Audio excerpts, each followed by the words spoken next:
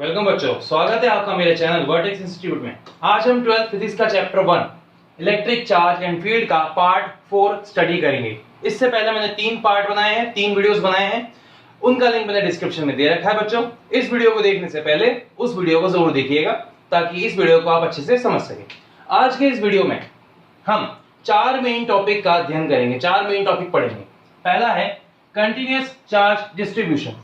ये क्या होता है, कैसे होता है और किस बारे में होता है और कहां इसका यूज होता है, वो हम पढ़ेंगे। दूसरा, electric field and electric field intensity. Electric field और इलेक्ट्रिक फील्ड इंटेंसिटी में क्या फर्क है, हल्का सा एक फर्क होता है इनकी डेफिनेशन में, इनके फॉर्मूले में, ठीक है। वैसे ज्यादा नहीं, दोनों ही वेक्टर क्वांटिटी होती है, न्यू क्वांटिटी है एक, ठीक है, पर माइन्यूट सा फर्क है, हल्का सा। बच्चे इसे कई बार सेम समझ जाते हैं पर थोड़ा बहुत फर्क है, हल्का सा, ठीक है। नेक्स्ट है electric field due to point charge. एक सिंगल चार्ज की वजह से कितनी इलेक्ट्रिक फील्ड बन सकती है उसको हम फाइंड आउट करेंगे। इसके बाद आता है electric field due to group of charges, मतलब कितने ग्रुप में, एक ग्रुप में कितने चार्ज हो सकते हैं, उन सब की टोटल इलेक्ट्रिक फील्ड हमें इससे फाइंड आउट करने में मदद मिलेगी, ठीक है बच्चों। अब मैं आपको ये समझाता हूं कि किस टॉपिक का यूज कहां होता है। ये सारे टॉपिक नीट के पर्पज से सारे इंपॉर्टेंट है।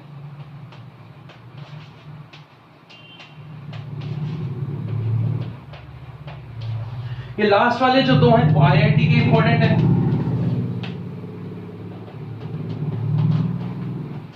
ओके, और ये तीनों second, third, fourth, air force, navy वगैरह, इन सब में ज्यादा इंपॉर्टेंट है। इनमें से खास होते हैं क्वेश्चन, एयरफोर्स एंड एयरफोर्स, ठीक है बच्चों। तो ऐसे करके इनके यूज आपको अच्छे से समझने हैं, इनको अच्छे से डिटेल में स्टडी करना है। ओके बच्चों, अब हम ज्यादा टाइम वेस्ट ना करते हुए सीधा अपने मेन टॉपिक से शुरू करते हैं। फर्स्ट टॉपिक के बारे में पढ़ेंगे हम। तो बच्चों, सबसे पहले हम कंटीन्यूअस चार्ज डिस्ट्रीब्यूशन के बारे में समझने का प्रयास करते हैं। होता क्या है कि चार्ज एक डिस्क्रीट क्वांटिटी है, एक क्वांटाइज्ड क्वांटिटी है, बट इसका जो हैवी वैल्यू होता है, एक हाई वैल्यू, एक कंटीन्यूअस क्वांटिटी की तरह बिहेव करता है, ठीक है। ये कंटीन्यूअस होता नहीं है, बस उसकी तरह लगता है। तो ऐसे में अगर हम किसी सॉलिड है ना सब्सटेंस की तरफ चार्ज दे दें, या सॉलिड सब्सटेंस को ही चार्ज दे दें, तो उसमें जो चार्ज होगा वो कंटीन्यूअस दिखाई देगा, ठीक है, ना कि डिस्क्रीट। ऐसे करके इलेक्ट्रिक फील्ड या फिर इलेक्ट्रिक फोर्स वगैरह किसी भी कैलकुलेशन करना बहुत मुश्किल पड़ जाएगा। ऐसे को सॉल्व करने के लिए हम क्या करते हैं, इसके एक छोटा सा पार्ट ले लेते हैं, और वो पार्ट कैसे होता है वो समझाता हूं, ठीक है ना। आपको इन सब चीजों के बारे में डिटेल में समझाता हूं,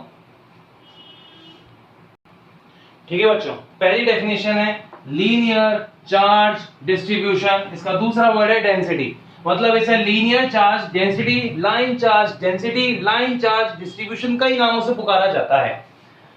जो चार्ज प्रेजेंट होता है पर यूनिट लेंथ पे, मतलब चार्ज प्रेजेंट ऑन पर unit length, called line charge density. It is denoted bye lambda. ये लैम्बडा नाम के एक ग्रीक लेटर से शो किया जाता है, ठीक है बच्चों। वो लैम्बडा अगर वहां क्लियर ना दिख रहा हो तो यहां पे देख लीजिए, ये ऐसा है, lambda is equal to Q upon N, charge पर unit length, charge upon length. Now lambda को डी क्यू अपॉन डीएल भी लिख सकते हैं, डिफरेंशिएशन फॉर्म, यानी कि फॉर स्मॉल एलिमेंट्स, और इसका यूनिट होता है कूलम्ब पर मीटर, ठीक है बच्चों। ये पहला है, आप इसे उतार लीजिए। हाँ तो बेटा सेकंड होती है surface charge distribution density, surface charge density. Charge present on per unit surface area, per unit surface area पर जो चार्ज होता है, कॉल्ड सरफेस चार्ज डेंसिटी। क्या कहलाता है, सरफेस चार्ज डेंसिटी कहलाता है। It is denoted by sigma, इसे सिग्मा कहते हैं, ठीक है। ये आधा सा नया जो दिख रहा है ये सिग्मा है। सिग्मा का फॉर्मूला होता है क्यू अपॉन एस, मतलब charge upon surface area. Now Q is equal to D Q by D S, मतलब small element of charge upon में स्मॉल एलिमेंट ऑफ एरिया। इसका यूनिट होता है कूलम्ब पर मीटर स्क्वायर। ये बच्चों उतार लीजिए आप भी, ये भी काम की चीज है। हाँ तो बच्चों तीसरा पॉइंट है यहाँ पर वॉल्यूम चार्ज डिस्ट्रीब्यूशन यानी density. Charge present on per unit volume called volume charge density, मतलब पर यूनिट वॉल्यूम में अब जो चार्ज होगा उसे चार्ज वॉल्यूम डेंसिटी कहेंगे। It is denoted by rho, RHO, इसे रोहो कहते हैं, RHO, ओहो लग रहा है, रोहो, ठीक है बच्चों। रोहो का फॉर्मूला होता है Q अपॉन V, मतलब चार्ज अपॉन वॉल्यूम। रो का फॉर्मूला है Q D Q upon D V in differentiation form, और इसका यूनिट है कूलम्ब पर मीटर क्यूब। तो बेटा यहां पर कंटीन्यूअस चार्ज डिस्ट्रीब्यूशन वाला टॉपिक समाप्त होता है, इजी था। तो बच्चों नेक्स्ट टॉपिक है अपना इलेक्ट्रिक फील्ड।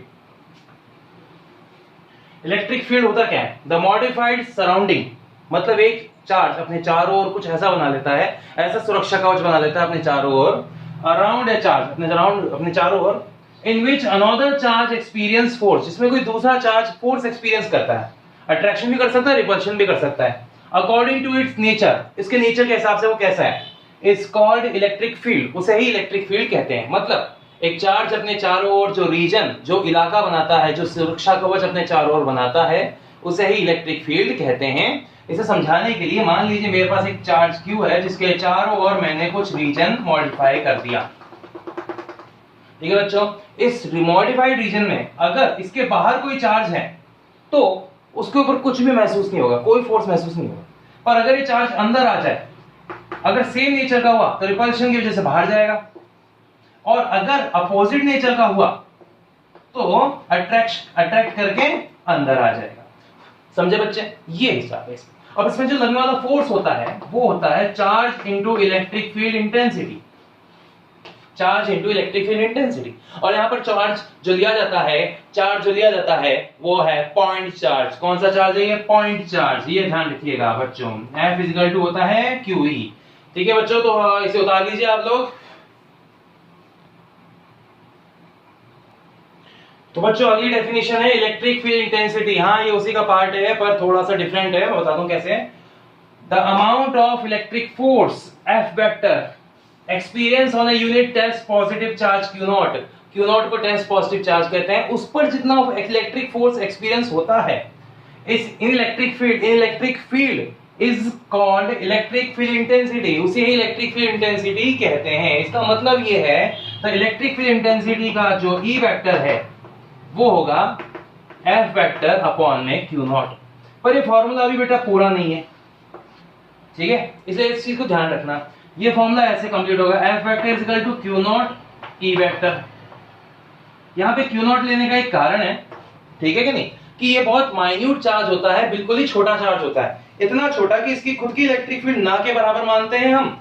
और ये क्या करता है, इलेक्ट्रिक फील्ड में कंप्लीटली फोर्स पे बाउंड नहीं होता, मतलब कंप्लीटली फोर्स को फॉलो कर सकता है, ये फोर्स के हिसाब से चलेगा, अपना फोर्स जनरेट नहीं करेगा, ठीक है बच्चों। अब मैं इसके आगे आपको लिखवाता हूं, ठीक है, इस फॉर्मूले के अंदर क्या क्या चीजें और भी चाहिए। तो होता ये है इस टॉपिक के अंदर, और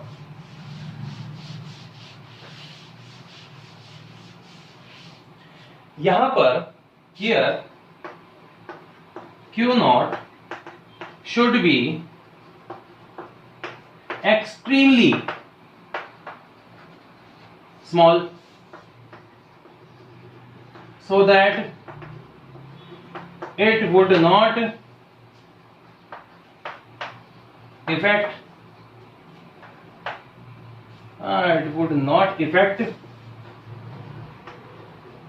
the main electric field.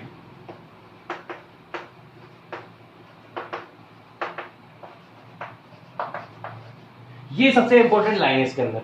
इसी वजह से इलेक्ट्रिक फील्ड का जो फॉर्मूला है उसे मॉडिफाई करके बनाया जाता है, limit Q not tends to 0, ठीक है। वैसे इसका मैथमेटिक्स में इसका कोई यूज नहीं है, वो बच्चे समझ रहे होंगे मैथमेटिक्स वाले कि लिमिट लगाएंगे, ऐसा कुछ नहीं है, ये सिर्फ दिखाने के हैं। वो कहते हैं ना हाथी के दांत दिखाने के और खाने के और, तो जो पहले वाले फॉर्मूला लिखवाया था मैंने अभी थोड़ी देर पहले, इससे पहले जो फॉर्मूला लिखवाया था वो है मेन फॉर्मूला, वो है हाथी के दांत खाने के और ये हाथी के दांत दिखाने के। समझ रहे हो तुम बच्चों? इसका मतलब ये होगा F वेक्टर अपॉन में Q नॉट, यही वो मेन फॉर्मूला है जो एक्सप्रेस करने के काम में आता है इलेक्ट्रिक फील्ड को, ठीक है बच्चों।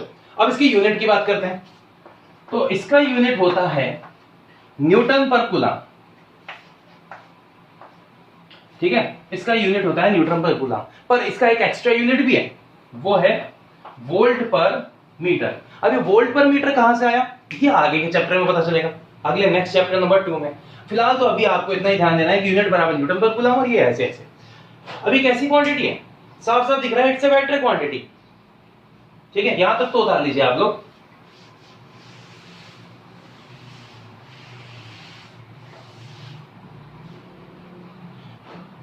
Electric field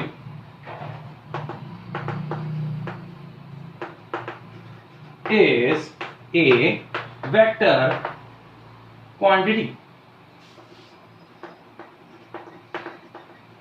and its direction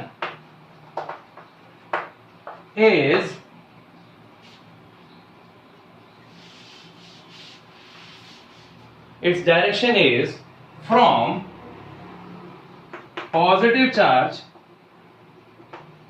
मतलब पॉजिटिव चार्ज से टू नेगेटिव चार्ज। मतलब इसकी इलेक्ट्रिक फील्ड जो होती है वो प्लस क्यू से तो बाहर निकलती है और माइनस क्यू में एंटर करती है। इलेक्ट्रिक फील्ड की डायरेक्शन हमेशा ये होगी, प्लस क्यू से माइनस क्यू की तरफ। ये बात याद रखें बच्चों, बहुत जरूरी बात है ये। कई लोग नहीं लिखवाते हैं इसको, पर इसे लिखना बहुत जरूरी है। ठीक है बच्चों, ओके।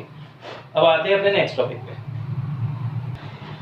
बच्चों अगला टॉपिक है electric field due to point charge. अब पॉइंट चार्ज की वजह से बनने वाली इलेक्ट्रिक फील्ड का हमें पता लगाना है, तो कैसे होगा? इसे हम कोऑर्डिनेट एक्सिस में समझेंगे। ये हम एक्स वाई एक कोऑर्डिनेट सिस्टम समझ रहे हैं। यहाँ पर ओरिजिन होता है यानी कि मूल बिंदु, और यहाँ पर मैंने एक पॉइंट चार्ज रखा है Q। ठीक है बच्चों, तो Q की वजह से क्या होगा? इलेक्ट्रिक फील्ड बनेगी। Q बनाएगा इलेक्ट्रिक फील्ड, हाँ बिल्कुल। अब वो इलेक्ट्रिक फील्ड कितनी होगी? r डिस्टेंस पे, वही हमें निकालना है। r की डायरेक्शन ये है, एंगल यहाँ पे थीटा है। यहां से अगर यहां तक मैं मिलाऊं इसे, तो यहां से लेकर यहां तक का जो डिस्टेंस होगा, देखो बच्चों, ये हो जाएगा y, और यहां से लेकर यहां तक का जो डिस्टेंस होगा ये हो जाएगा x।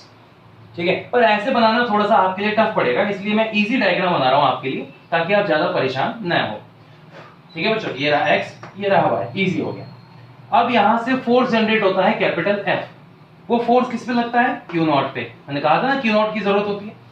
तो यहाँ पे Q और Q नॉट में लगने वाला फोर्स F है, उसकी वजह से इलेक्ट्रिक फील्ड E बन रही है, और वही हमें फाइंड आउट करनी है। तो बच्चों यहाँ पर जितना भी डायग्राम बना है उसे पहले आप उतार लीजिए, मैं इसकी थ्योरी दिखाता हूँ आपको। तो बच्चों थ्योरी ये है, लेट अस अज्यूम ए पॉइंट चार्ज Q। हम एक पॉइंट चार्ज Q मानेंगे ऑन ओरिजिन पर, whose electric field is capital E, जिसकी इलेक्ट्रिक फील्ड तो कैपिटल E है, और उसकी वजह से Q नॉट पे लगने वाला फोर्स, उसका फोर्स कैपिटल F होगा। ठीक है बच्चों, अब यहां से आगे कहानी ये होती है, दोनों बातें आपने उतार ली होंगी। अब मैं इसे दोनों को मिटा देता हूं। ठीक है, यहां से कंटिन्यू लिखेंगे।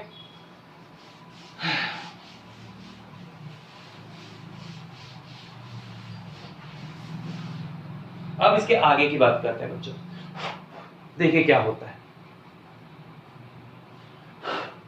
सबसे पहले हम बात करें first point, electric force capital F। ठीक है, क्या capital F vector is equal to K Q1 Q2 upon में R स्क्वायर R कैप, यही फॉर्मूला था, बट यहां पर Q1 की जगह तो है Q not, here Q1 is equal to Q not, और Q2 जो है वो खुद Q है। ये बातें हैं, तो इसका मतलब F वेक्टर का जो फॉर्मूला हो जाएगा वो हो जाएगा K Q not Q upon में R का स्क्वायर R का कैप। ठीक है बच्चों, ये हो गई इक्वेशन नंबर 1। लीजिए, ये उतार लीजिए आप लोग, मैं इसे मिटा रहा हूं।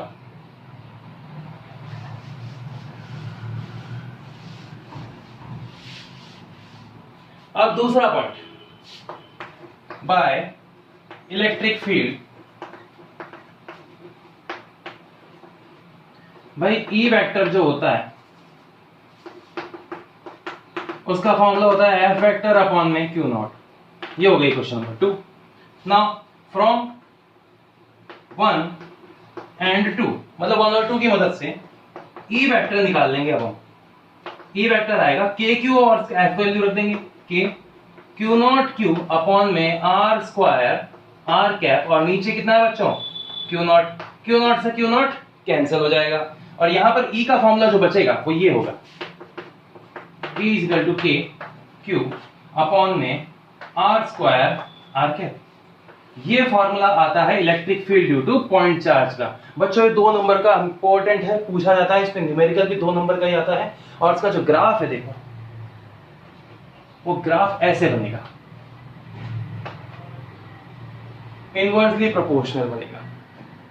ठीक है, यहाँ पे R होगी, यहाँ पर E होगी, मतलब इलेक्ट्रिक फील्ड बढ़ेगी तो डिस्टेंस घटेगी, और डिस्टेंस अगर बढ़ेगी तो इलेक्ट्रिक फील्ड कम हो जाएगी। ये इसके अंदर बताया। तो इसका मतलब इससे निकलने वाली इलेक्ट्रिक फील्ड हर पॉइंट पर स्फेरिकली शेप के अंदर सेम होती है। ये इसका मीनिंग है। तो बच्चों अब यहां तक इसे उतार लीजिए। ये हो गया। अब मैं कुछ न्यूमेरिकल्स कराता हूं आपको, फिर उसके बाद चौथा पॉइंट कराऊंगा, बहुत इंपॉर्टेंट है वो भी। पहले न्यूमेरिकल सीख लीजिए आप कुछ। तो बच्चों पहला न्यूमेरिकल यहाँ पे साफ साफ दिया हुआ है, find electric force on A charge of 7 microcoulomb. Find the electric force on a charge of 7 microcoulomb when it is kept in 3 into 10 की पावर 4 न्यूटन पर कूलम। ये न्यूटन पर कूलम तो मतलब इलेक्ट्रिक फील्ड हो गई। 3 into 10 की power 4 Newton पर कूलम तो इलेक्ट्रिक फील्ड हो गई। और साथ में यहाँ पर Q का वैल्यू जो है वो 7 माइक्रोकूलम दिया है। इसका मतलब 7 into 10 की पावर -6 कूलम। अब हमें इलेक्ट्रिक फील्ड निकालनी है, तो E का फॉर्मूला होता है, इलेक्ट्रिक फोर्स निकालना है, F इक्वल टू होता है QE। तो Q का वैल्यू और E का वैल्यू रख दो, मल्टीप्लाई कर दो, खत्म बस। 7 into 10 की पावर -6, 3 into 10 की पावर 4, अप्लाई। 7 3 जा 24, 7 3 जा 21, आई एम सॉरी 8 3 जा 24 था वो। 7 3 जा 21 into 10 की पावर -2, और सॉल्व करके F का वैल्यू आता है 0.21 न्यूटन। खत्म, बस इतना सा था। ये इतना सवाल था, इजी था। तो मतलब ऐसे सवाल भी आते हैं बच्चों वाले, देखो बच्चों, ठीक है, बच्चों वाले सवाल आते हैं आपके लिए क्योंकि आप बच्चे हो। Thank you. हाँ तो बच्चों अगला क्वेश्चन है, find the electric field due to 3 microcoulomb 3 microcoulomb charge at a distance of 9 centimetre. Distance दिए, मतलब एक तो Q का वैल्यू दिया हुआ है 3 into 10 की power 3 microcoulomb is equal to 3 into 10 की पावर -6 कूलम, और R का वैल्यू दिया है 9 सेंटीमीटर, इसका मतलब 9 into 10 की पावर -2। तो बेटा फॉर्मूला लगेगा इसके अंदर, E is equal to KQ upon में R स्क्वायर। हाँ मैंने वेक्टर नहीं लगाया, जब मैं कैलकुलेशन मैग्नीट्यूड के लिए कर रहा हूं तो मुझे वेक्टर लगाने की जरूरत है। अब मैं इसके आगे बात करूं, 9 into 10 की पावर 9 K का वैल्यू, 3 into 10 की पावर -6 Q का वैल्यू, 9 into 10 की पावर -2 और 9 into 10 की पावर -2। भाई R स्क्वायर है तो दो बार लिख दिया। ऐसे करके सॉल्यूशन करेंगे, और सॉल्यूशन करने में आएगा 9 9 3 की सबके एक साइड में, 9 into 3 अपॉन में 9 into 3 into 10 की पावर 9 10 की पावर -6, और फिर 10 की पावर प्लस में 2 हो जाएगा, 10 की पावर प्लस में 2। बेटा ये 10 की पावर -2 ऊपर आके 10 की पावर प्लस 2 में बदल जाएगा, और इसका सॉल्यूशन है 9 से ये कटेगा, ये 9 आएगा, और उसके बाद ये 1/3 हो जाएगा, और ये 1/3 इंटू 10 की पावर कितनी बचेगी, 9 और 2 11, 11 और 2 13 7 हो गई, कुछ ज्यादा होगी, एक मिनट जरा, 9 और 2 यहाँ पे 11 11 to 13, ओह शिट, 7, ओहो बाप रे बाप। ही मैं इसलिए कह रहा हूँ बाप रे बाप क्योंकि अभी आप भी कहोगे बाप रे बाप, ठीक है। न्यूटन पर कूलम की इलेक्ट्रिक फील्ड आ रही है, जिसे मैं सॉल्व करता हूँ 10/3 इंटू 10 की पावर 6 न्यूटन पर कूलम। तो बेटा इसका सॉल्यूशन यही आएगा, मैं इसे थोड़ा सा यहाँ से मिटा देता हूँ, आप लोगों ने लिख ही लिया होगा क्वेश्चन तो।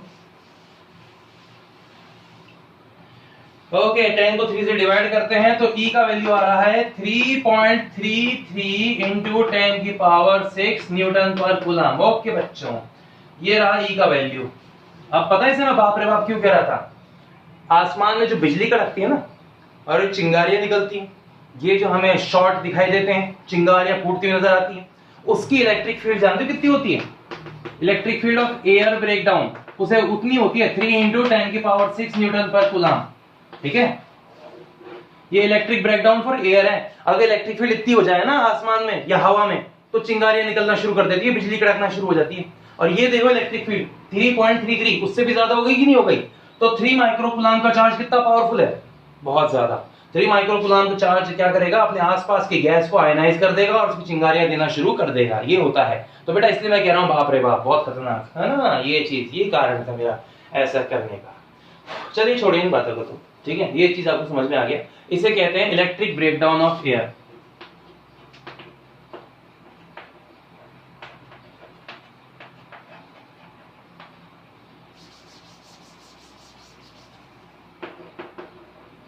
पूछा जाता है 1 नंबर का, इसलिए अच्छे से इसको तैयार कर लेना। 3 × 10⁶ न्यूटन पर कूलम को इलेक्ट्रिक ब्रेकडाउन फॉर एयर कहा जाता है। इसे वोल्ट पर मीटर भी लिख सकते हैं क्योंकि यूनिट सेम है। तो बेटा नेक्स्ट न्यूमेरिकल की तरफ आगे बढ़ते हैं। तो बेटा कुछ अगला न्यूमेरिकल इस प्रकार है, एट वेयर मतलब कहां पर, the net electric field is 0, electric field total 0 कहां होगी, when the charge is 1 microcoulomb and 9 microcoulomb, मतलब 1 माइक्रोकूलम और 9 माइक्रोकूलम के बीच में। ये रहा 1 माइक्रोकूलम और ये रहा 9 माइक्रोकूलम, इन दोनों के बीच में कहां पर, किस पॉइंट पर इलेक्ट्रिक फील्ड 0 होगी। अगर इलेक्ट्रिक फील्ड यहां दोनों 0 है, इसका मतलब यहां से निकलने वाली इलेक्ट्रिक फील्ड और यहां से निकलने वाली इलेक्ट्रिक फील्ड एक दूसरे के अपोजिट थी, अपोजिट होके माइनस हुई और दोनों टोटल करके 0 हो गए। ऐसे करके इसकी इलेक्ट्रिक फील्ड होगी E1 और इसकी इलेक्ट्रिक फील्ड होगी E2, और E1 माइनस E2 क्या है, 0 है, E नेट 0 है ना। तो मतलब E1 किसके बराबर हुआ बच्चों, E2 के बराबर हुआ। इस न्यूमेरिकल को अगर समझ लिया ना बच्चों तो ये समझ लो कि आपके ना जैसे बहुत सारे कॉन्सेप्ट क्लियर हो जाएंगे एक साथ। कैसे, मैं समझाता हूं। एक चार्ज ने इलेक्ट्रिक फील्ड बनाई E1, दूसरे ने बनाई E2, दोनों की दोनों कट गई और टोटल हो गई 0। अगर ये दोनों सेम होती, सेम डायरेक्शन में होती तो जुड़ जाती, तो 0 होता नहीं। प्लस प्लस करके कभी 0 नहीं होता, प्लस माइनस करके 0 होता है। सर E1 माइनस E2 करके 0 हो रहा है, जिसका मतलब है E1 और E2 आपस में बराबर है। अब मुझे E1 निकालना है और E2 निकालना है बस। तो इनके बीच का डिस्टेंस कितना दिया गया है, इनके बीच का डिस्टेंस दिया गया है 9 सेंटीमीटर। इस डायग्राम को सही से एक्सप्लेन करने के लिए मेरे को ऊपर वाला हिस्सा मिटाना हो, तो आप लोग इसे लिख लीजिए।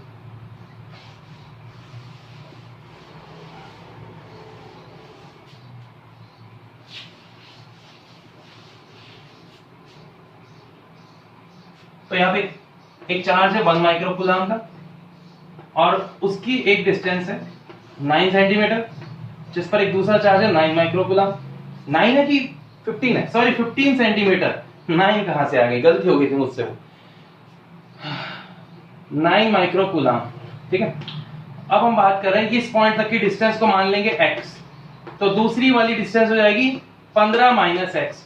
इसकी इलेक्ट्रिक फील्ड होगी E1, इसकी इलेक्ट्रिक फील्ड होगी E2, और ये दोनों एक दूसरे के अपोजिट हैं, और इसी वजह से E1 माइनस E2 बराबर 0 हो गई, जिसकी वजह से E1 और E2 आपस में क्या निकली, बराबर। अब E1 का फॉर्मूला लगा दीजिए, E2 का फॉर्मूला लगा दीजिए।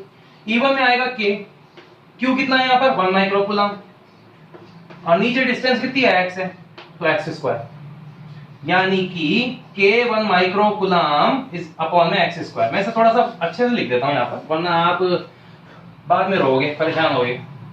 K1 माइक्रोकूलम अपॉन में x², E1 का वैल्यू हो गया। अब E2 की बारी, E2 के 9 माइक्रोकूलम अपॉन में यहाँ पे 15 माइनस x², ठीक है, क्योंकि डिस्टेंस कितनी है 15 माइनस x हुई, इस मिड पॉइंट से ये P पॉइंट से, ठीक है। अब आ गई कहानी, K से K कैंसिल, माइक्रो से माइक्रो कैंसिल, बचा 1 अपॉन में x², और यहाँ पे 9 अपॉन में 15 माइनस x का होल स्क्वायर। अब इसे सॉल्व करना है, बस यही हिस्सा सॉल्व करने के लिए। यहां तो बता लीजिए बच्चों, बहुत इंपॉर्टेंट न्यूमेरिकल है, बहुत जरूरी है, काम आएगा लाइफ में। अभी खत्म नहीं हुआ ये क्वेश्चन, अब देखिए, अब इसका अंडर रूट ले लेंगे 1 अपॉन x² का, और ये 9 अपॉन में 15 माइनस x के स्क्वायर का। 1 अपॉन x² x हो जाएगा, ये 3 अपॉन में 15 माइनस x हो जाएगा, cross multiply 15 minus x is equal to 3x, बोल 15 is equal to 4x, x is equal to 15/4, और आंसर आ गया है 15 को 4 से डिवाइड किया 7.25। ना इसको सॉल्व करते हैं, यहाँ पर 3.75, नहीं इसको डिवाइड ही कर लेते हैं, सीधा सीधा खत्म करते हैं। ओके, यहाँ पे 3/12 और ये 3, फिर ये यहाँ पर पॉइंट लगेगा। अरे यार मुझे पॉइंट से बड़ी नफरत है। ये 7 और ये 5 सही है, 3.75 सही था, मैं 3.75 सेंटीमीटर। लो मतलब 1 माइक्रोकूलम से 3.75 सेंटीमीटर की दूरी पर इलेक्ट्रिक फील्ड 0 हो जाएगी। ठीक है, ये हुआ इसका मीनिंग। तो बच्चों ये था इसका मेन न्यूमेरिकल। ठीक है, अब इसमें वेक्टर फॉर्मूला भी लग सकता है, मतलब एक ये वाला फॉर्मूला भी लग सकता है। देखिए तो बच्चों इसमें देखिए इस क्वेश्चन के अंदर फाइंड नेट इलेक्ट्रिक फील्ड निकालिए टोटल, ठीक है ना, एट ए, ये ए टर्मिनल ले दो इसका नाम, वरना बाद में कंफ्यूज हो गए कहां निकालने की। A B C and D. अब ये जो वाला प्लस क्यू है ये क्या करेगा, इस पर इलेक्ट्रिक फील्ड लगाएगा। ठीक है, नहीं इसको भी हटा ही देते हैं, बस इलेक्ट्रिक फील्ड एट ए, दो ही चार्ज की जरूरत पड़ेगी उसके लिए, क्योंकि हमें उसकी जरूरत पड़ती है, वो फोर्स के लिए था ये वाला। तो इस पे इलेक्ट्रिक फील्ड यहाँ जाएगी एक E1 और उसका फॉर्मूला होगा के क्यू अपॉन में एक्स स्क्वायर, और इसकी इलेक्ट्रिक फील्ड जाएगी A2, इसकी इलेक्ट्रिक फील्ड होगी E2 और उसका भी सेम फॉर्मूला के क्यू अपॉन में एक्स स्क्वायर। तो भाई E1 E2 कैसी है एक दूसरे के परपेंडिकुलर, तो यहाँ पे E resultant equal to under root E1 का स्क्वायर प्लस E2 का square plus 2E1 E2 cos 90 हो जाएगा। अरे cos 90 तो 0 होती है, हटाओ इसको।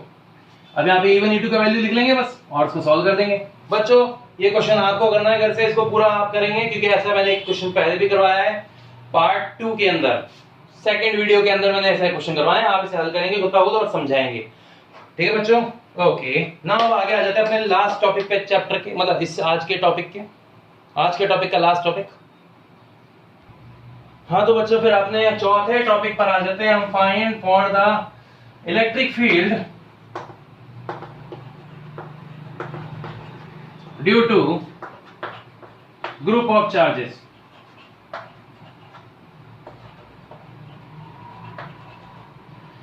तो कैसे होगा, सबसे पहले हम एक पॉइंट P मानेंगे यहां पर, और इसके चारों ओर खूब सारे चार्ज रख देंगे Q1 R1 डिस्टेंस पर,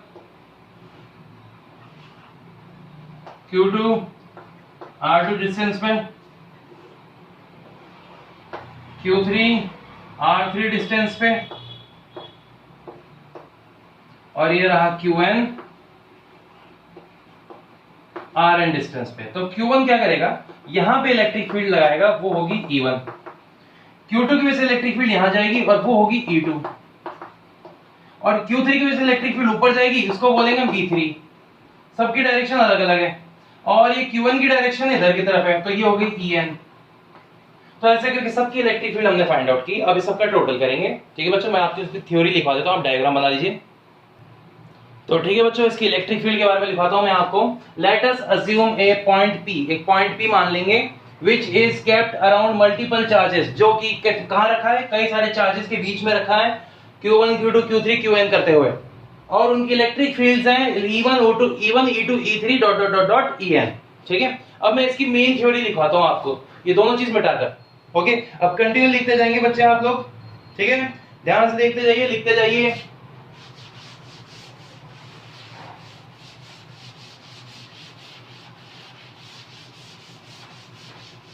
हाँ ये बिल्कुल सुपरपोजिशन ऑफ प्रिंसिपल वाले चार्जेस की तरह ही है, सुपरपोजिशन प्रिंसिपल ऑफ चार्जेस बिल्कुल सही है, उसी की तरह ही है, पर ये थोड़ा सा डिफरेंट है क्योंकि इसमें फोर्स है, इसमें इलेक्ट्रिक फील्ड है बस, पर दोनों है तो vector quantity. So the net electric field,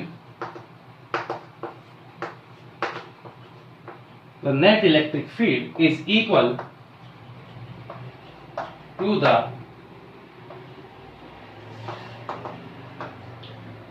net electric field is equal to the vector sum, थोड़ा स्टाइल में हो गया, vector sum of all electric fields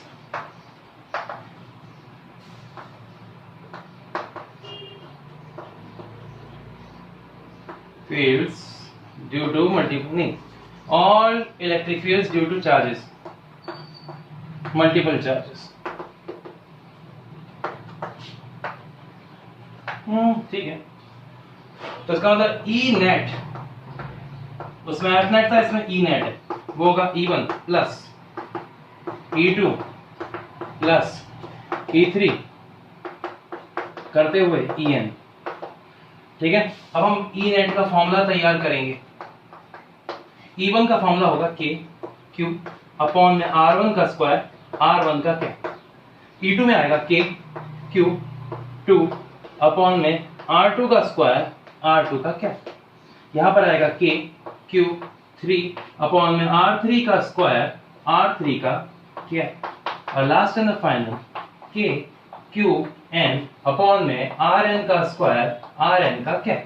इन सब में से K कॉमन आ रहा है,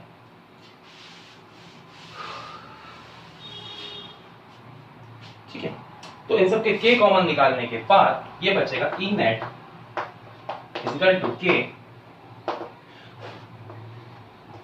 Q1 अपॉन में R1 का स्क्वायर R1 कैप, और यहाँ पे Q2 अपॉन में R2 का स्क्वायर R2 का कैप, और यहाँ पर करते हुए Qn अपॉन में Rn का स्क्वायर Rn की कैप।